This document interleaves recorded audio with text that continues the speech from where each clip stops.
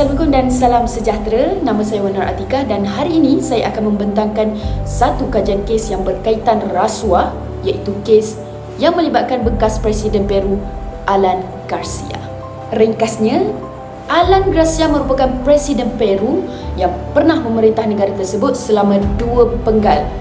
Beliau didakwa terlibat dalam skandal rasuah terbesar yang berkait dengan syarikat pembinaan dari Brazil, iaitu Odebrecht. Syarikat ini didakwa memberi rasuah kepada beberapa pemimpin di Amerika Latin sebagai balasan untuk mendapatkan projek pembinaan yang bernilai tinggi. Alan Garcia disiasat kerana disyaki menerima wang rasuah berkaitan projek infrastruktur di Peru. Antara punca berlakunya kes rasuah ini ialah penyalahgunaan kuasa oleh pemimpin. Yang kedua adalah kelemahan sistem pemantauan kerajaan itu sendiri serta sikap tamak yang mengutamakan kepentingan peribadi berbanding kepentingan rakyat dan negara sendiri. Kesan daripada rasuah ini sangatlah besar.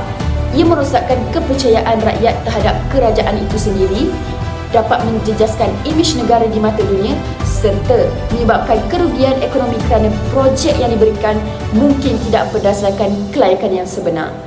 Daripada kes ini, kita dapat mengambil pengajaran bahawasanya integriti adalah sangat penting dalam kepimpinan.